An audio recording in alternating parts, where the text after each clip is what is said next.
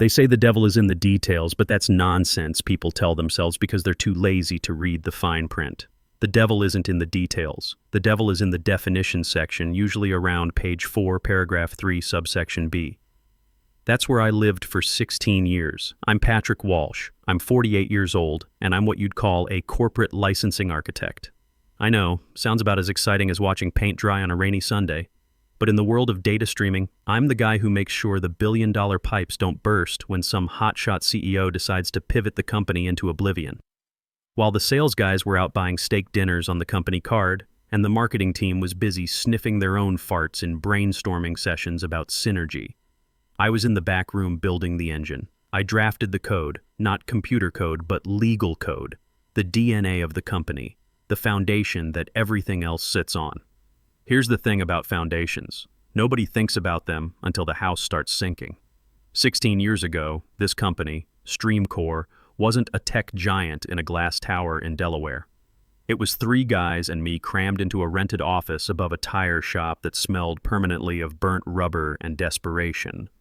I remember sitting on a folding chair, balancing a laptop on my knees, drafting the original exclusivity agreements while the founder, Old Man Stone, paced around smoking cheap cigars like some kind of legal-minded mobster. He was a tough old bastard, but he was smart. Stone understood something most tech entrepreneurs don't, that having the best technology means absolutely nothing if you don't own the rights to sell it. "Patrick," he'd say, pointing that calloused finger at me like he was assigning a mission, "make it bulletproof. I want a contract so tight that if they try to breathe our air without paying us, they owe us for the oxygen." So I did exactly that. I built a fortress of paper. I wove clauses together like a spider web made of razor wire, each strand designed to catch anyone stupid enough to try stealing what we'd built. I created the licensing infrastructure that eventually turned that tire shop startup into a $1.2 billion empire. For 16 years, I stayed in the shadows, didn't want the fame, didn't need the magazine covers or the industry awards. I just wanted the machine to work. I wanted every contract locked down tighter than Fort Knox, every international deal bulletproof against corporate raiders and hostile takeovers.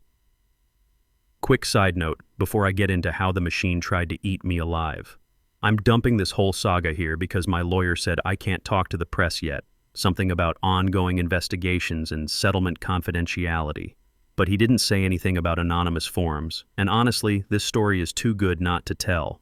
If you want to see how a middle-aged guy in sensible glasses takes down a boardroom full of trust fund babies using nothing but their own greed and stupidity, stick around. The payoff is worth every word. Anyway, the problem with building a perfect machine is that eventually people forget it needs a mechanic. They start thinking it runs on magic and good intentions.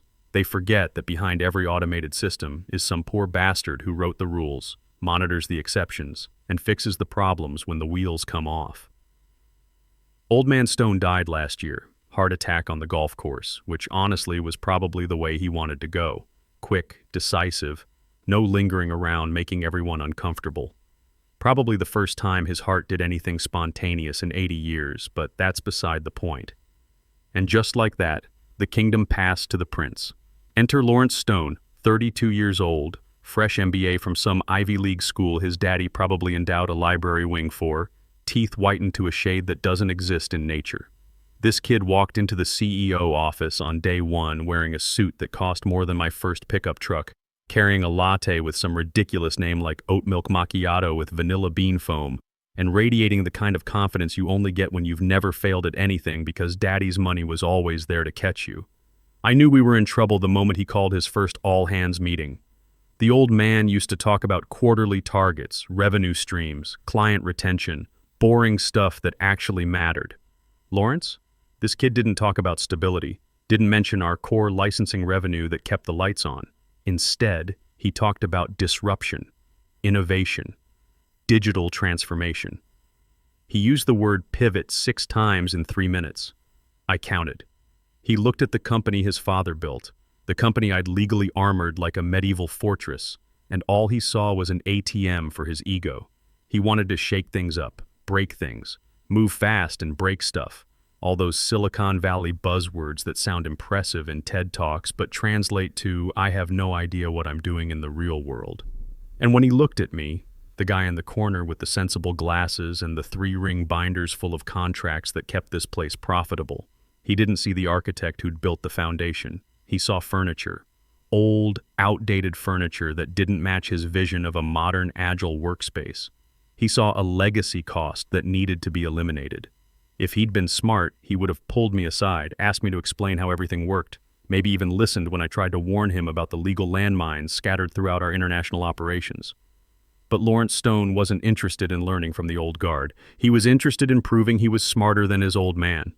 That was his first mistake. It wouldn't be his last. I remember the exact moment I knew this was going to end badly. It was a meeting about 3 months into Lawrence's reign as CEO. We were discussing our Asia-Pacific sublicensing agreements, delicate stuff that required the kind of attention to detail that Lawrence's generation seemed allergic to. These weren't just contracts. They were ecosystems. Pull one thread wrong, and the whole sweater unravels faster than you can say quarterly earnings call. We had interlocking agreements across 12 countries, each with its own regulatory quirks, tax implications, and termination clauses that could trigger cascading defaults if you weren't careful. I was trying to explain the volatility of our Singapore operations when Lawrence interrupted me. And I mean really interrupted. Didn't wait for a pause, didn't let me finish my sentence. Just cut me off mid-explanation like I was some junior analyst who didn't know what he was talking about. "Patrick," he said, spinning a fidget spinner on the mahogany conference table. "Yes, a literal fidget spinner. In 2024. In a boardroom that cost more to furnish than most people's houses. You're getting bogged down in the how. I need you to focus on the wow. We need to be agile here. You need to start breaking things to build them better." I lowered my reading glasses and looked at this kid. And that's what he was, really. Just a kid with an expensive education and his daddy's company. "Lawrence," I said, keeping my voice level, "if we break the sublicensing terms in Singapore, we trigger a default clause in the German master agreement. We lose the entire European market overnight. That's roughly 40% of our international revenue." He actually rolled his eyes. Rolled them like a teenager who'd just been told to clean his room. "That's just legal mumbo-jumbo, Patrick. That's exactly the kind of outdated thinking we need to move past. We have lawyers to handle the fine print. What I need from you is vision. I need innovation. I need someone who can see the forest instead of getting lost counting trees." The room went dead quiet. You could hear the air conditioning humming, could probably hear people's hearts beating. The other executives, Scott Williams, our general counsel, Gary Peterson, the CFO, Jennifer Collins from HR, they all just stared at their notebooks like they contained the secrets of the universe. These were guys I'd worked with for over a decade. Guys whose backsides I'd saved from lawsuits, whose deals I'd structured, whose bonuses I'd protected by making sure every contract was airtight. And not one of them said a word. Not one of them defended the guy who'd built the legal foundation their paychecks depended on. That's when I knew. That was the moment I realized I wasn't just dealing with an arrogant kid. I was dealing with a company culture that had completely forgotten how it actually made money. I didn't say anything dramatic, didn't storm out or slam any doors. I just closed my binder, one of those old-school 3-ring binders with the metal clasps that make a satisfying snap when they shut. The sound echoed in that silent room like a gunshot. "Understood," I said. My voice was calm, professional. It's always calm when I'm really angry. The guys who scream and shout, they're the ones who don't have any real power. Real anger is quiet. It calculates. It plans. I'll stop focusing on the legal mumbo-jumbo. Lawrence smirked like he'd just won some kind of corporate pissing contest. Probably thought he was house-training the old guard, showing everyone who was boss. He had absolutely no idea he'd just walked into the reactor core and kicked over the cooling system. You see, Lawrence made the classic mistake that inherited wealth always makes. He confused authority with power. Sure, he had the title. He had the corner office with the floor-to-ceiling windows and the view of the Delaware River. He had the signatory authority and the company credit card. But he didn't know where the bodies were buried. Hell, he didn't even know there was a graveyard. I went back to my office, a small windowless box that used to be a supply closet, nothing like the glass fishbowls they'd built for the new VP hires. And I started to organize. Not for efficiency this time, not for quarterly reviews or compliance audits. I organized for war. I pulled up the original founding documents, the ones with coffee stains and margin notes in Old Man Stone's handwriting. The ones typed on software that probably didn't exist anymore, full of clauses that Lawrence had never bothered to read because they were just legal mumbo-jumbo.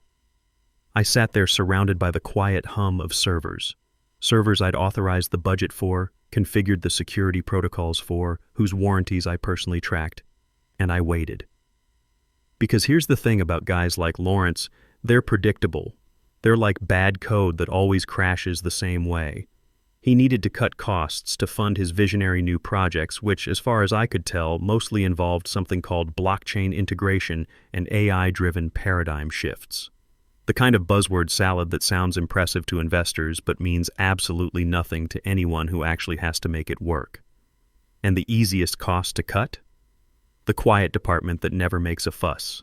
The department that just sits there, processing contracts, making sure the I's are dotted and the T's are crossed.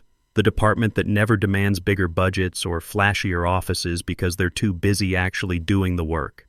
He was going to fire me. I could smell it in the recycled air, could feel it in the way Jennifer from HR started avoiding eye contact when we passed in the hallway, could see it in the way Lawrence's assistant suddenly got very busy whenever I tried to schedule meetings. But here's what they didn't understand about architects. We keep blueprints. We keep backup plans. And sometimes, if we're smart and paranoid enough, we build in safeguards that only we know about, emergency exits that only we can access, kill switches that only we can trigger. I looked at the framed photo of Old Man Stone on my desk. He looked grumpy into the picture, clutching one of those cheap cigars he used to smoke. But there was something in his eyes that his son had never inherited. Respect for the details. Understanding that the boring stuff was actually the most important stuff. "Sorry, old man," I whispered to the photo.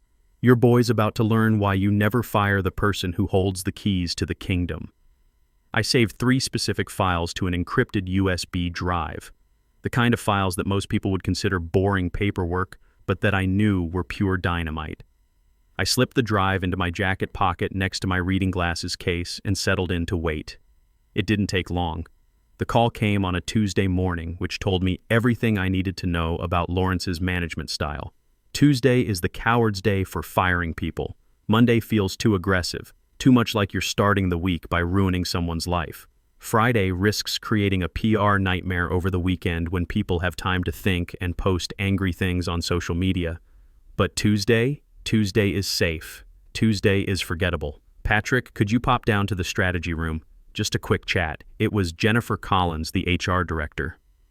She was maybe 30 years old, looked like she shopped exclusively at Ann Taylor, and had that particular tremor in her voice that said, "I'm about to destroy your career, but I'm going to use corporate therapy speak while I do it."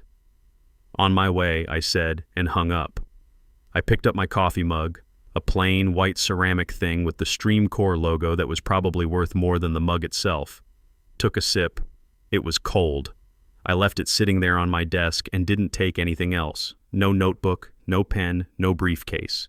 Just me in my Navy suit walking down a hallway I'd walked down thousands of times before.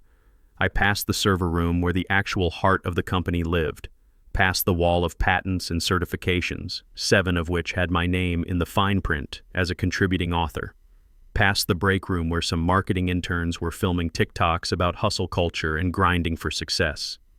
They looked at me like I was already a ghost. Maybe I was. The strategy room was a glass box in the center of the floor, designed for transparency and collaborative energy. Today, the blinds were drawn. So much for transparency. Jennifer was sitting at the head of the table, clutching a manila folder like it was a life preserver. Lawrence was standing by the window with his back to me, looking out at the parking lot. He was checking his watch, a Rolex Daytona that probably cost more than I made in 6 months. Subtle. "Have a seat, Patrick," Jennifer said. She didn't offer me water or coffee. That's always the first tell. If they offer you something to drink, they feel guilty about what they're doing. If they don't, they just want you gone. I sat down and folded my hands on the table. "Might as well get this over with. Am I being fired, Jennifer?" She blinked like I'd just asked her to explain quantum physics. She wasn't ready for the direct approach. She wanted to do the corporate dance first, the whole song and dance about strategic realignment and operational efficiency. "We're going through some organizational changes, Patrick. Lawrence and the board have been conducting a comprehensive review of our operational structure, and we've identified some areas where we can streamline our processes and... Restructuring, I said, cutting through the nonsense. Just say the word, Jennifer. It has fewer syllables, and we'll all get out of here faster. That's when Lawrence turned around. He had this smirk on his face, the kind of expression that says he thinks he's the smartest guy in the room because his last name is on the building. Look, Patrick, let's not turn this into some kind of drama, he said, straightening his tie. The industry is evolving. We need people who can think in terms of cloud-native solutions and AI-integrated workflows. You've done solid work here, but we're pivoting to a lean, agile operational model. We need speed and flexibility, and frankly, your department has become a bottleneck. A bottleneck, I repeated. You mean legal compliance. I mean dead weight, Lawrence said, dropping the corporate speak for a moment and showing his true colors. You review contracts like we're buying real estate in 1985. It's slow, it's expensive, and it's completely unnecessary in the modern business environment. We're implementing an AI-driven contract analysis system that can do in 30 seconds what takes your team 3 weeks. I had to bite the inside of my cheek to keep from laughing out loud. AI analyzing contracts. Sure, kid. Good luck getting ChatGPT to understand the nuances of a cross-border indemnity clause in a jurisdiction that doesn't recognize digital signatures for international IP transfers. So I'm redundant, I said. Your position has been eliminated, Jennifer corrected quickly, sliding a thick packet across the table. Effective immediately.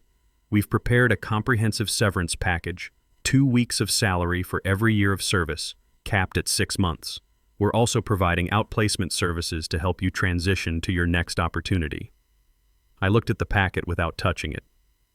6 months of pay for 16 years of building their legal infrastructure. It was insulting, but I didn't react. Not yet. And my equity? I asked. My vesting schedule? Lawrence waved his hand dismissively like he was shooing away a fly. Standard company policy. Anything that hasn't vested is forfeited upon termination. You know the drill. You wrote most of the employee handbook, didn't you? He thought that was clever. Thought he was using my own work against me.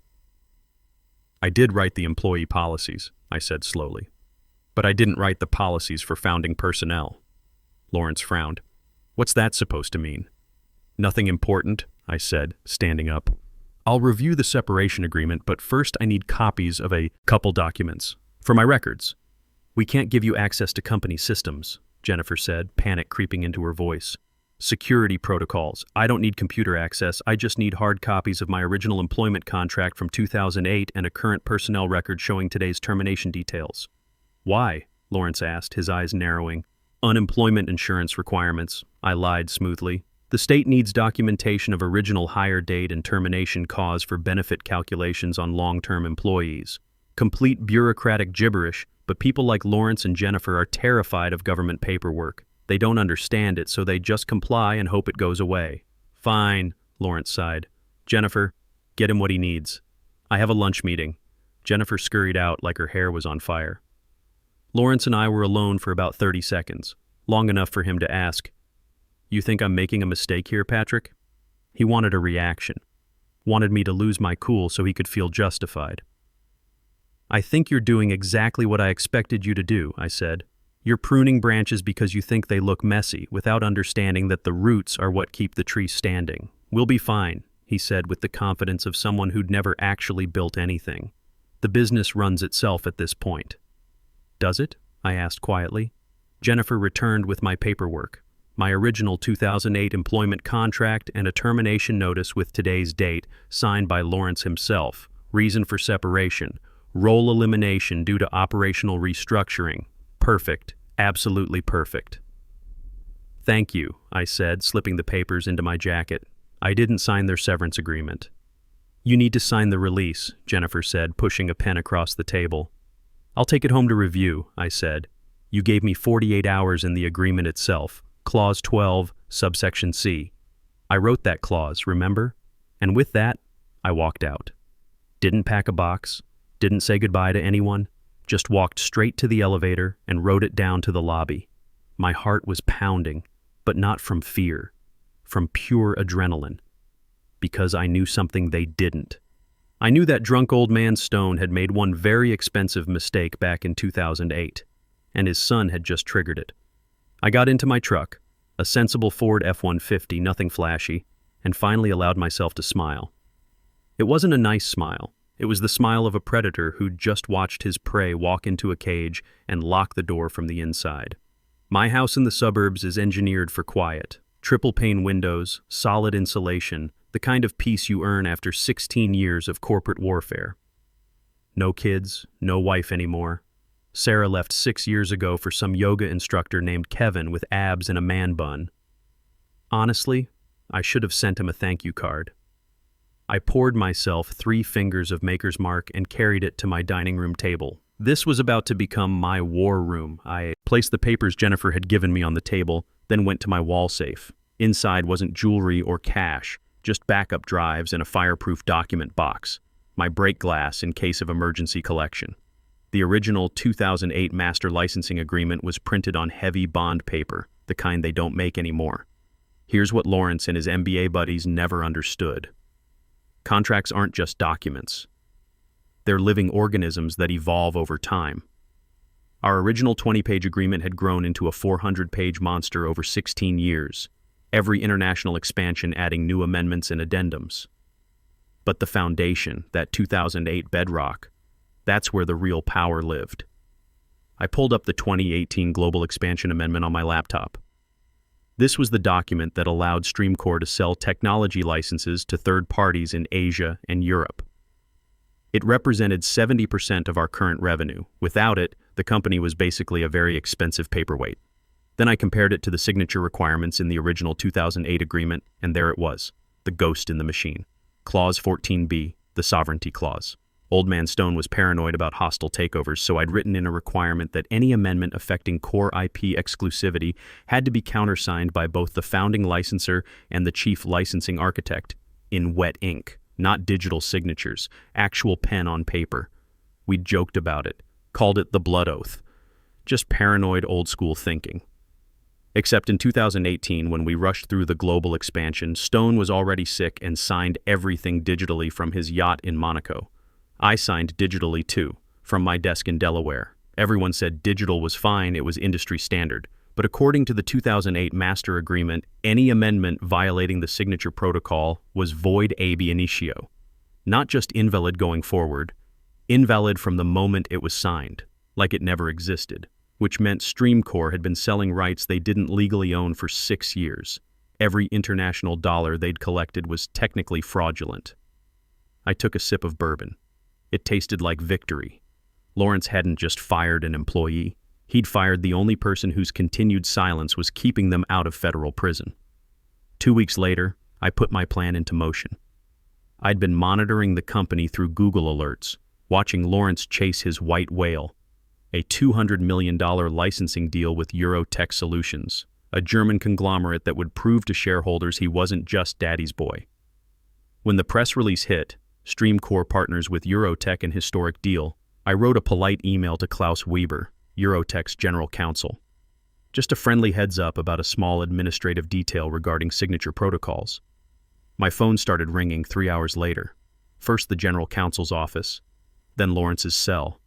Then frantic texts, "Patrick, pick up the phone. What the hell did you send to Germany?" I didn't answer. Instead, I replied, "I'm sorry, who is this? My employment ended 2 weeks ago. If you need my professional consultation, my rates are considerably higher than my salary was." The next morning, I got an official invitation to discuss a retroactive consulting arrangement. Translation: "Please come save our asses before we go to prison." I wore my vintage Armani suit, charcoal gray, sharp enough to cut glass.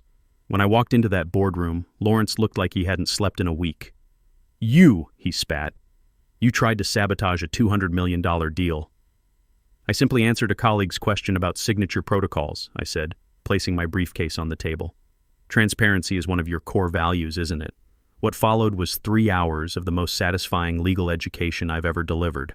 I laid out exactly how they'd been selling rights they didn't own, how every international contract violated federal law, how Lawrence had just committed securities fraud by reporting illegal revenue to shareholders. The kicker came when I pulled out my original employment contract. Clause 9. In the event of involuntary termination without cause, I retained a 1.5% royalty interest in all licensing structures I'd personally authored, retroactive to deployment. Old Man Stone had been drunk when he signed it, thought it was a harmless golden parachute for a company with no money. 1.5% of nothing is nothing. 1.5% of $840 million in back revenue, that's $12.6 million plus future royalties. That's extortion, Lawrence whispered. No, I corrected. That's a contract your father signed. A contract you triggered when you fired me to save money on my salary. Lawrence tried to fight it, threatened lawsuits, claimed I was fired for cause. But he'd already put role elimination in writing. Can't change the reason after the fact just because the bill got expensive. In the end, they paid $14.6 million total. $12.6 million in back royalties plus a $2 million consulting fee to sign the wedding validation that would save their Eurotech deal. I walked out of that building with the biggest severance package in corporate history, and Lawrence got to explain to his board why he'd just blown through their emergency reserves. 6 months later, I was reading the business section over coffee at my new ranch in Montana when I saw the headline, "StreamCorps CEO resigns amid internal investigation." Turns out the board had some questions about Lawrence's strategic decisions and risk management protocols. The article mentioned that the company had hired a new chief compliance officer at twice my old salary, and that their legal department had tripled in size. Funny how quickly they'd discovered the value of legal mumbo-jumbo. I folded the newspaper and looked out at my 500 acres of prime Montana grassland. The coffee was perfect, the morning was quiet, and my bank account was healthier than it had ever been. My phone buzzed. A LinkedIn notification. Some startup CEO wanted to connect, probably looking for consulting help with their licensing strategy. I deleted it without reading the message. I was done with corporate warfare.